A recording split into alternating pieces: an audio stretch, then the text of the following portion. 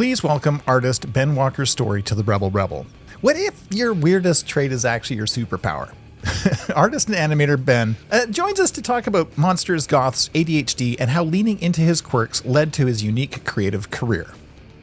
This episode is brought to you by my book, Brand Jitsu. Move your brand from meh to memorable. Brand Jitsu is the battle-tested method I've been using for nearly 20 years to help artists, entrepreneurs, and businesses find, shape, and share their stories so everyone gets it. And where do you get a copy of this amazing book? Glad you asked. Head over to brandjitsu.com to order a signed copy, or get it at Indigo, Chapters, Kohl's, Barnes & Noble, or head down to your local independent bookstore and ask them to bring it in. Welcome to the Rebel Rebel. I'm your host, Michael Dargie, and somewhere across the world, we don't know where, but we're going to find out soon, is Ben Walker-Storey. How the hell are you, sir? I'm all right. I'm doing all right. How you doing? How you doing, Michael? I'm doing really good. Thanks, Ben. Hey, just out of curiosity, we don't need to know your street address, but where in the world are you? Well, I'm in a part of the world, USA, that's called Gold Country. And so it's Grass Valley, California. And basically it's where they discovered gold. And everybody started rushing out here to find the gold. And then they'd go to San Francisco and spend it all and gamble it all. And, so it's kind of an interesting little history piece here. And it's, it's full of little Victorian homes for the most part that people just live in like we do. And it's an interesting little spot. Oh, that's cool. So have you ever gone out looking for gold? Is that still a thing? No. Sometimes, I think basically the industry isn't here anymore. They kind of ran out, or the mines were just not worth being in anymore. Yeah. But sometimes if you go to the river, you'll often see lonely guys that are, I'm not no judgment. Maybe they're not lonely, but they're out there with the pan sometimes, just seeing what they can find.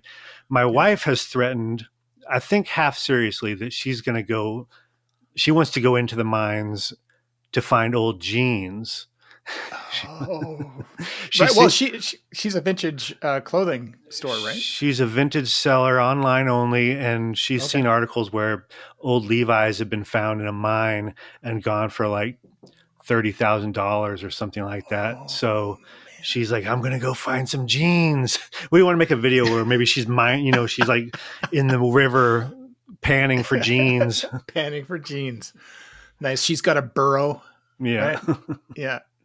An overladen burro that's, looking sad and forlorn in the middle of the stream. But stylish. Stylish with dripping with Levi's. Yeah. Amazing.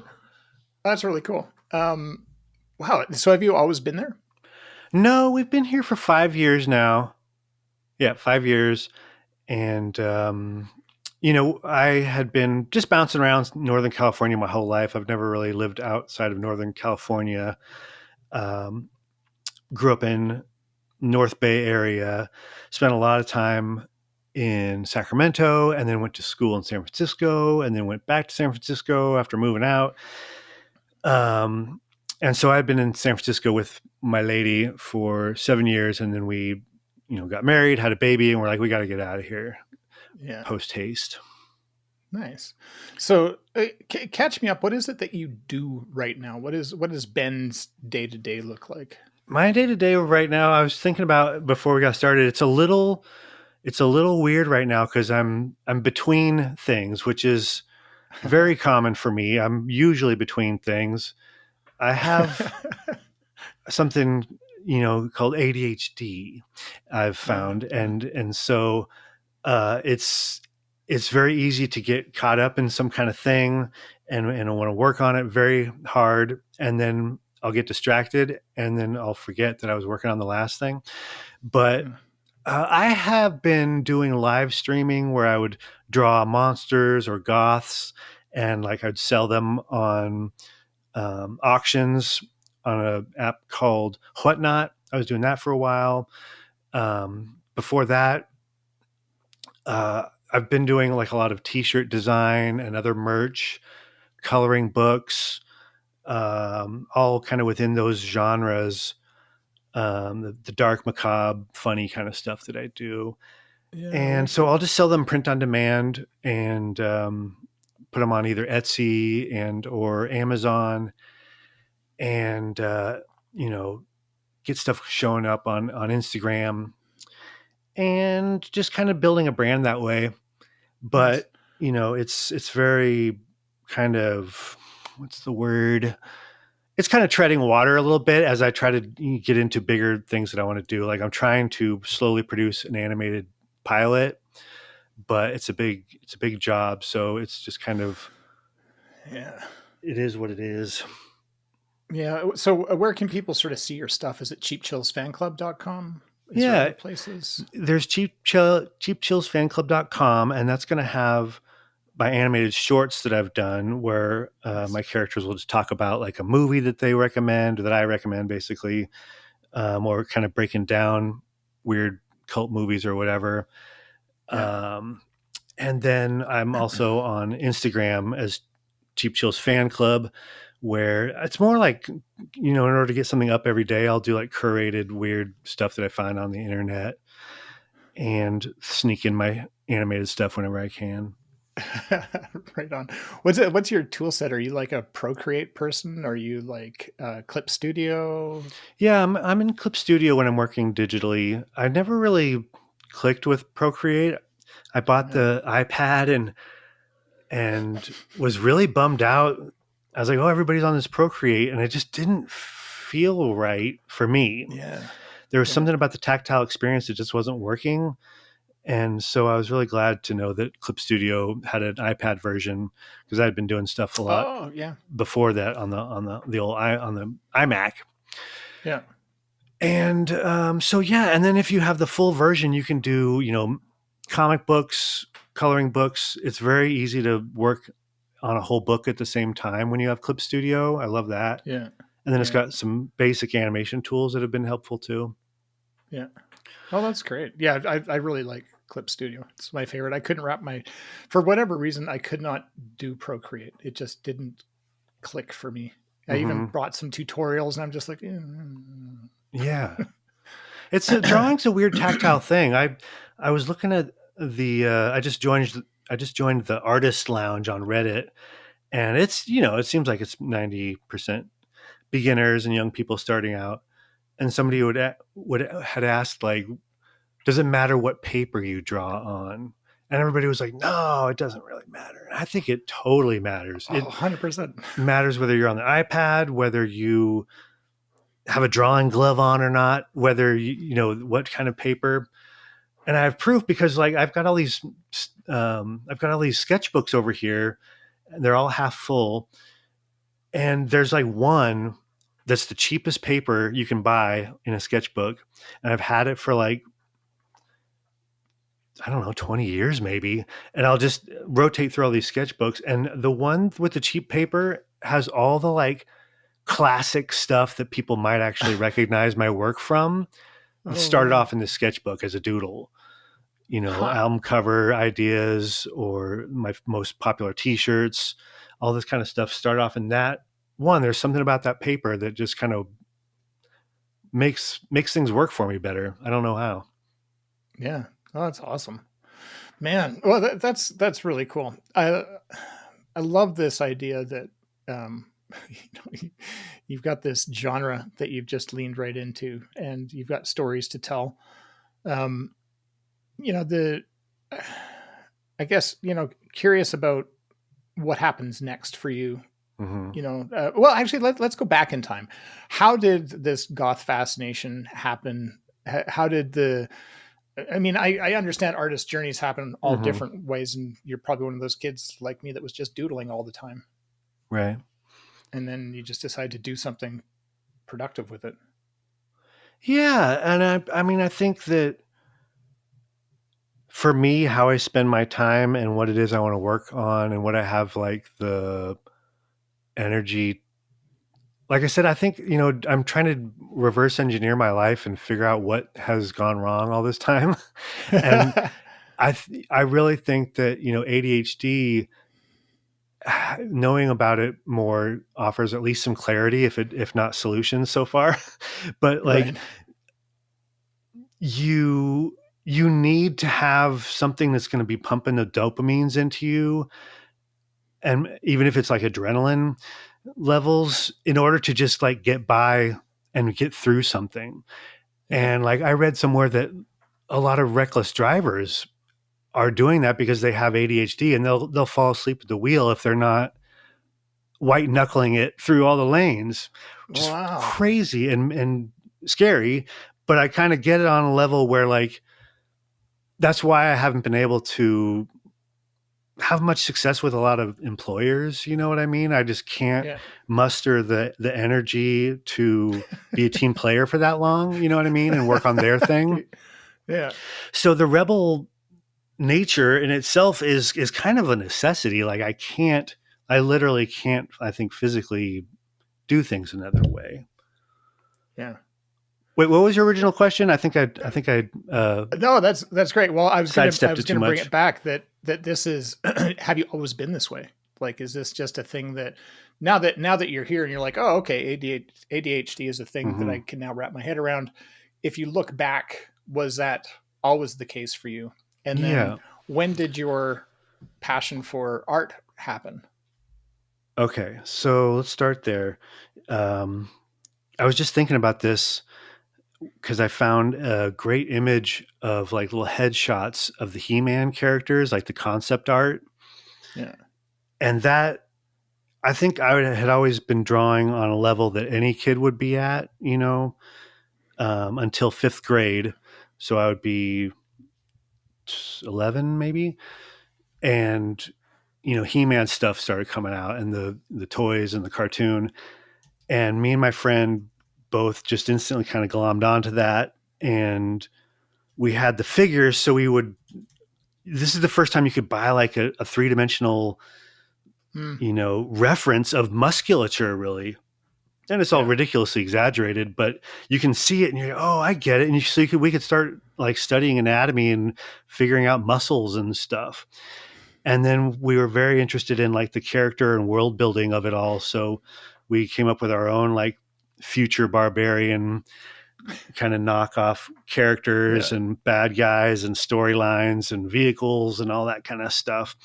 Yeah. And that's where it got started. And just the idea that you're going to come up with these characters and you're going to turn it into this, what we would now know as IP, right? Back then we're like, we're just going to come up with this. We're going to have our own thing, our own show, toys. And we were like being realistic. We're not going to be millionaires, but we'll be thousandaires. We'll do all right. We'll make some money off this. And I feel like I'm still chasing that, you know, it's still just like, I'm going to make the stuff that I think is interesting and like makes me feel like I want to make it and I want to see it in the world. And I'm the only one who like is going to bother to do that for me. So the fact that I can only work on that kind of stuff means that sometimes there's some success and a lot of times, you know, nobody sees it. So it just kind of is what it is there too. Yeah. Hilarious. How are you making out on seeing every Hammer horror film ever made? Oh yeah. I'm doing better on that since I bought that set that I was talking about on my blog. Thanks for reading. 8 Hammer films for like $12 or whatever on Blu-ray, which is a great deal. Plus you can find stuff on like archive.org is great for watching movies commercial free, even like Tubi and what's the one that is through the library? Pootie or whatever. I don't know. There's all these like streaming services that you can take advantage of. I've been doing all right. I'm doing pretty good on them. I also just on a huge kaiju fixation. So it's very relaxing to kind of listen to, you know, people talking in Japanese, and you can pay attention to the subtitles as much as you can and then start to fall asleep. But the Hammer stuff, I'm doing pretty good. I've really been enjoying the stuff that have been on these discs. Thanks for asking. Just anything with castle, anything with castles. And I mean, if people are just talking in castles and it's kind of spooky music, you know, I'm fine with that. I don't need people being, you know, dismembered or tricked into some house where they're going to be, you know, having to kill each other in order to survive, or all these kind of very intense horror movies that are the modern sort of genre. I just want the romance mostly, and if there's some orange blood, that's fine too. Some orange blood, is that what you said?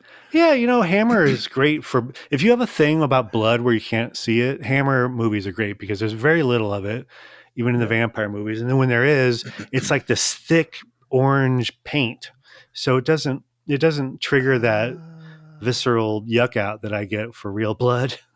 That's awesome. Oh, that's great. What's your favorite character you've ever created? Oh, favorite character created. Yeah. Well, I guess I would say that Grigor is my favorite because I've been sort of fixated on this character since I started Cheap Chills in 2017. And it started off, I was just looking actually at a cup that somebody had on Instagram of the Orange Julius. Remember the Orange Julius guy? Yeah, yeah. He was kind of based on that and like other sort of food product mascots like that are creepy, like the devil that's on the, what is that, ham or something, spam. Yeah, right. And just sort of that creepy old mascot look.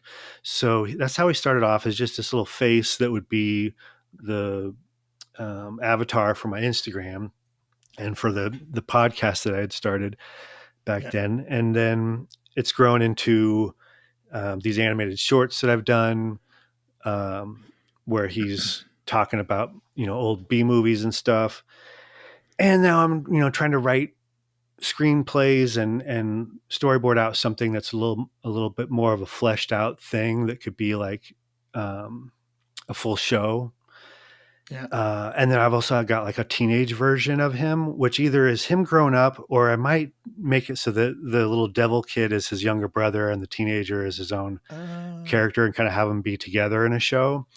So he keeps sort of evolving, but I feel like that's okay because like a lot of, TV shows and especially comics, you look at Hellboy or something, that he looks different in every comic. So I don't apologize for that, but I can't keep drawing a character the same way anyway.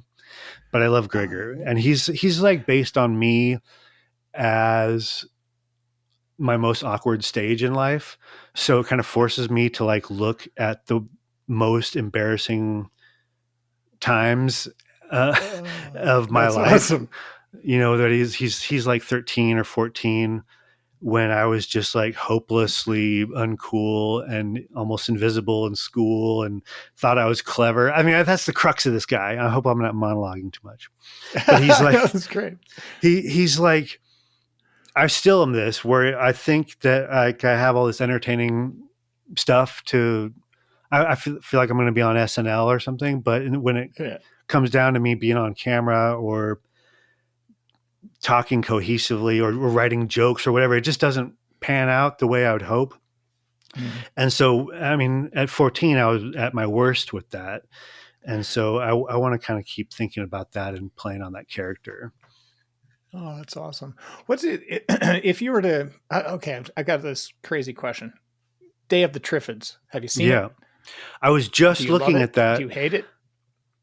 It's weird. It's one of those things where like you have fond memories, but they're very hazy. I know I saw it as a kid, and I keep looking for like this movie that I saw as a kid because I keep thinking it's a different version. But the British one that looks kind of made for TV almost, I'm not sure. And it's very like unclear copies that you can find. And I don't know if it was always that sort of hazy looking. It's kind of a bad transfer or something. So I haven't been able to like sit through it as a grown up. Yeah. But I was just looking at clips because I made a little short about plant monsters, and I put it to a Talking Heads song, Pull Up the Roots. Nice. So I was hoping to put some clips of Day of the Triffids in it, but they were just so unclear that I took those out. The point is, I like the plant monster movies, in general. It's a good genre for me. Okay. That's wicked. How about, going underground? What the heck were the name of those creatures? So it was the Rock ended up doing a reboot of it. Journey. Oh shit! To the center of the earth. Was it Journey to the Center of the Earth? Then they did a 2, but there are these weird alien creatures in there that always freaked me out when I was a kid. Yeah. Was that? And I guess the question I'm going for Yeah. is, do you have like, movie monsters that still get you? That still freak me out? Yeah, or is it just camp at this point? Well, that's kind of the main theme that I'm trying to explore in my new podcast, where I'm rebooted the Cheap Chills show as a podcast. And so I've been talking to other people about this, I call it a tango, this like flirtation with really seeing something that's going to really affect my anxiety and freak me out and make me lose sleep, as I envision my family going through it or something. Because there's been a lot of stuff that I've seen in movies or on TV, especially in my childhood, that has just really destroyed me. So there still is definitely that risk, and there's still movies that I just don't want to like chance it. So I'm still scared to put on. There's so many movies that horror fans keep telling me about, Midsommar. I'm scared to watch Midsommar. I'm not going to lie. What is the one? Heredity, all those. I know they're good. They sound great. I love the cast and everything, but anything with like kids dying or more like realistic things that could happen in life if you're around the wrong people or whatever, it can still freak me out. The one that really got me really bad recently was Under the Skin. Have you seen that one? No. A24 movie with I'm so bad with names. Scarlett Johansson. No kidding. Yeah, it's so good, but it's Under the Skin. It's one of those movies where you keep hoping they're going to explain everything at the end, but there's never, of course, going to be a full explanation for all of it. But she's an alien, and she's driving around in like a human skin as like this beautiful young woman. But they show her somehow taking over somebody's skin in the beginning of the movie. So actually she's this like gross alien inside.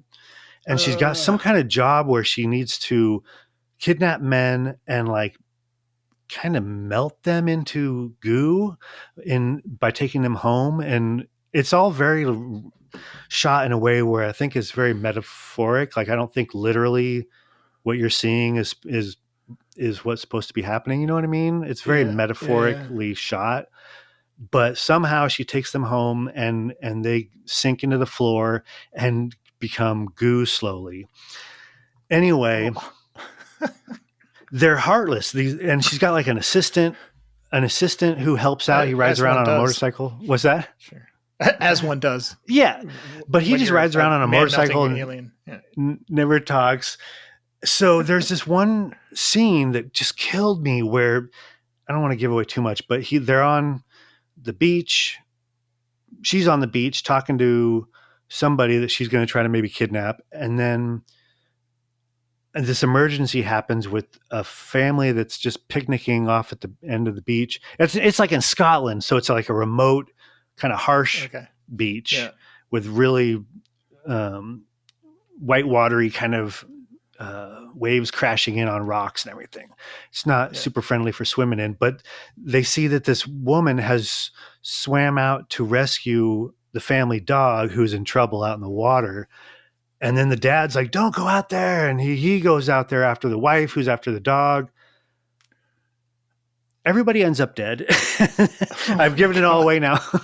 And then the thing that killed me was there was like a 2-year-old baby, maybe 16 months old, not even 2, sitting on the beach, crying its head off. And nobody's left to do anything about it except this alien. And they don't do shit. They just leave. Oh my God. Wow. And I was just like, that's how we're all going to go. That is exactly what's going to happen. Maybe not with an alien, alien involved, but oh my God. That is what would happen if we were at the beach and our dog was in trouble in the water, for sure. Yeah, you'd die and your child would be raised by seagulls. Yeah. Ooh, that's a good comic premise though, the new Tarzan. Yeah, the new Tarzan. Like, yeah. Okay. So, that was a great tangent. I loved it. The, let's say you and your wife are out looking for the lost lemon mine of blue jeans. Okay. So you're up in and I don't know if, is it the Sierras where you are? Is that what? It's like on the way up into the Sierras. Yeah. All right. So let's say you're out there, you're in the middle of nowhere, you're just like cruising along, thinking about your huge payload and jeans you're going to come back with, Mm-hmm. and you're sitting there thinking to yourself, Ben, I wish the world knew this one thing. What is the one thing that you wish the world knew? All right, that's heavy. I'm going to need a drink and think about that. Yeah. That's a heavy one.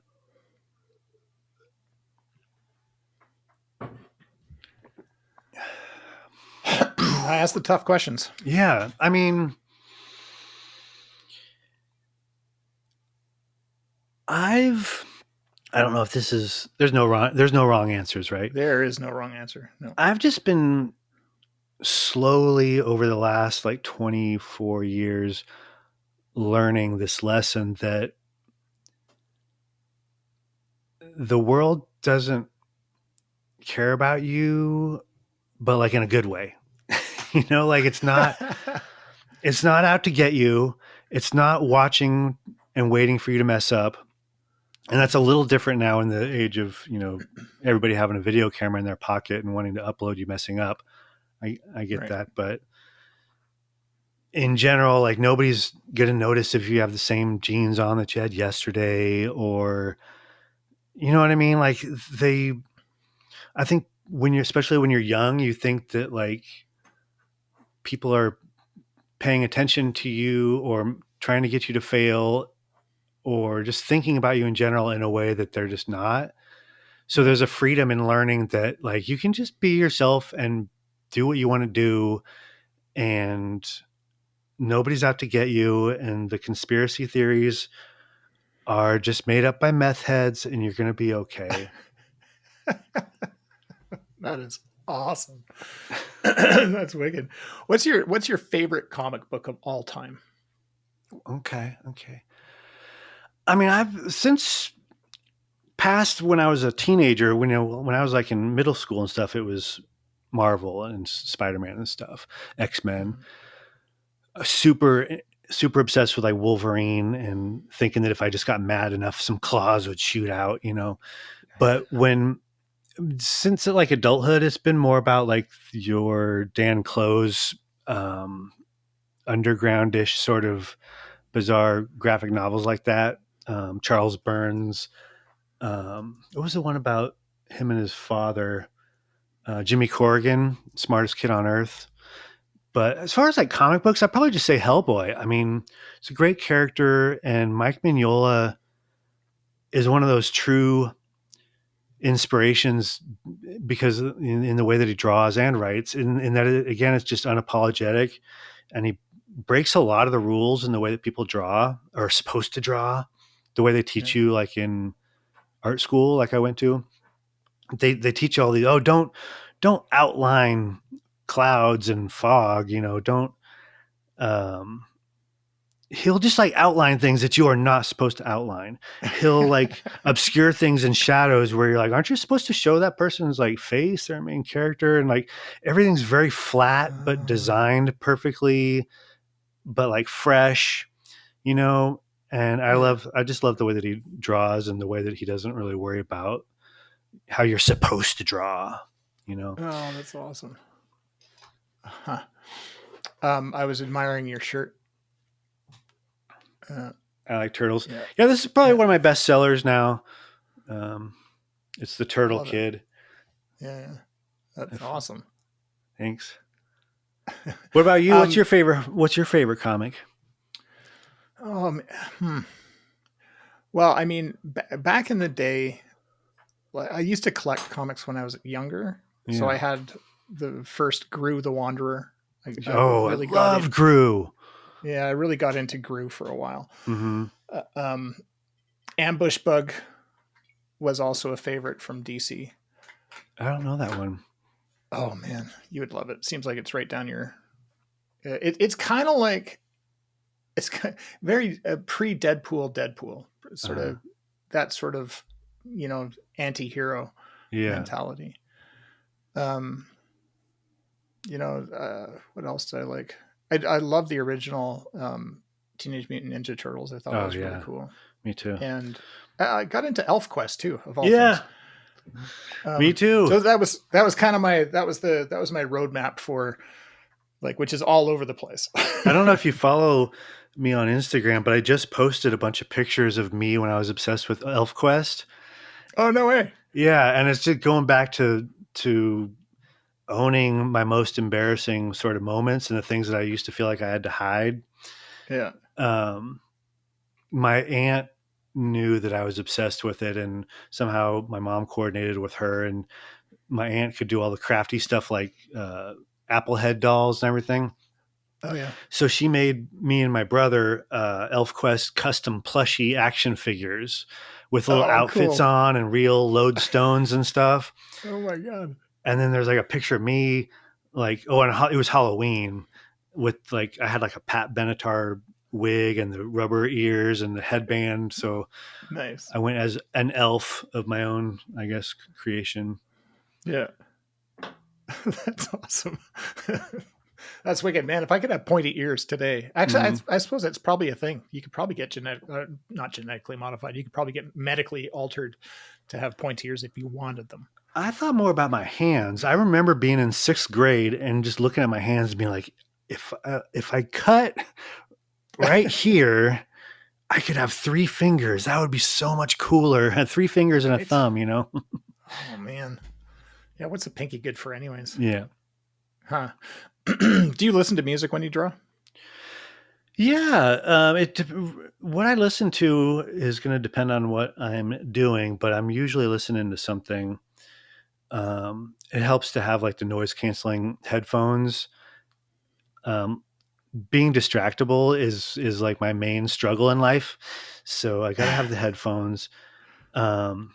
So what'll happen is I'll listen to something that has no words when I'm like trying to really conceptualize or write or anything like that. So that'll be like either lounge music, all those ultra lounge kind of stuff, or fun. I love organ music.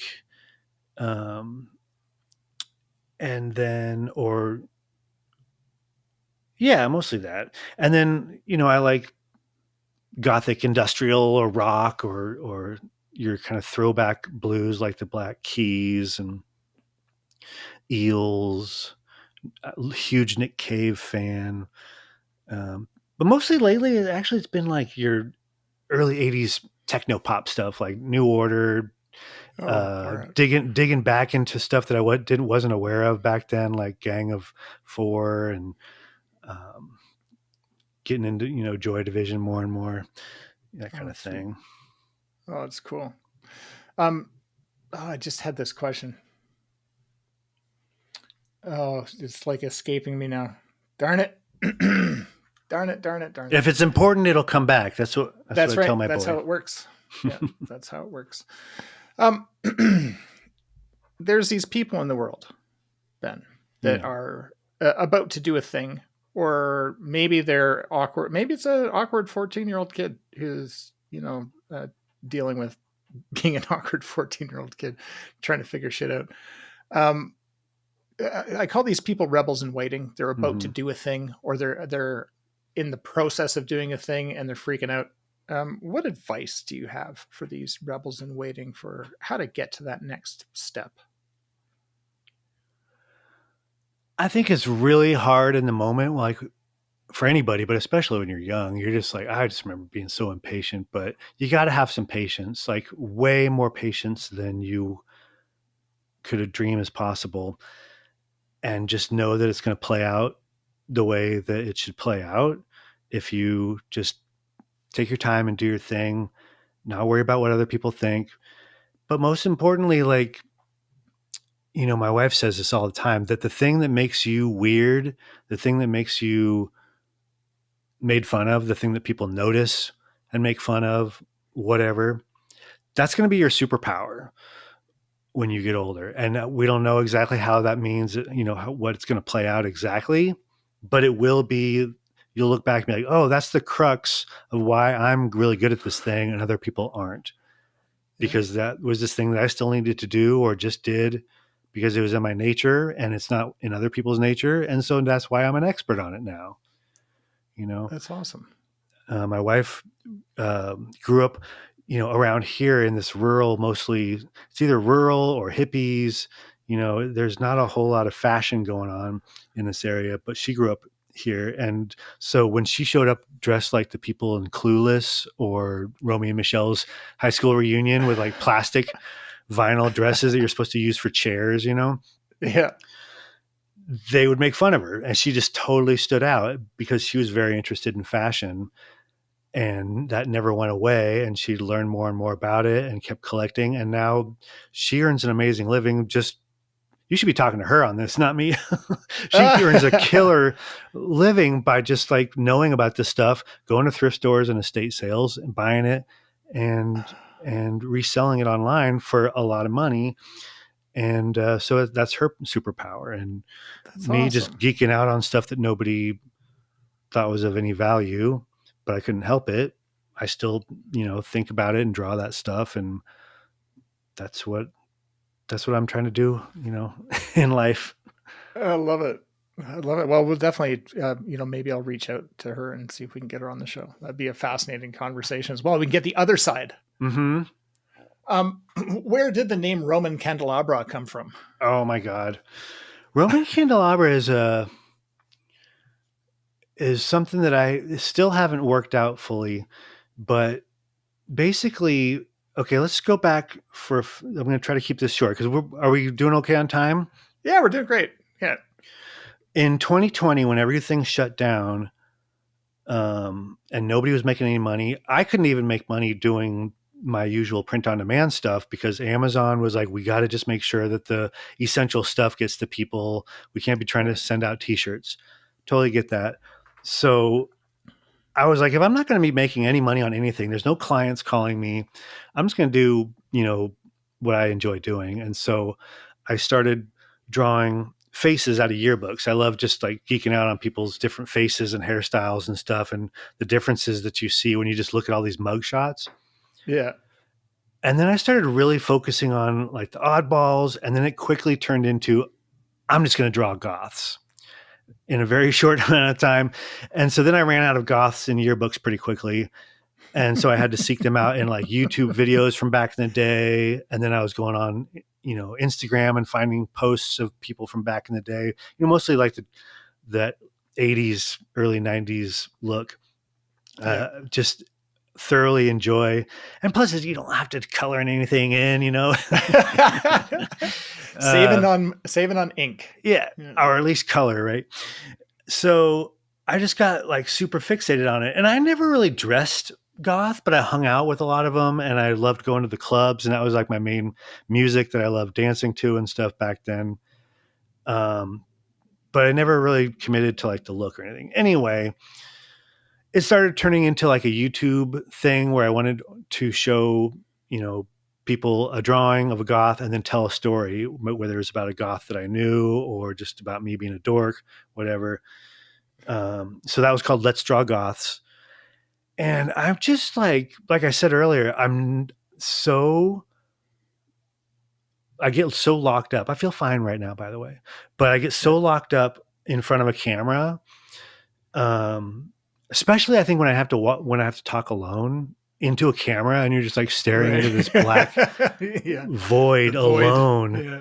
And you get into this like circular feedback thing of like being self-conscious. So I came up with all kind of tricks from having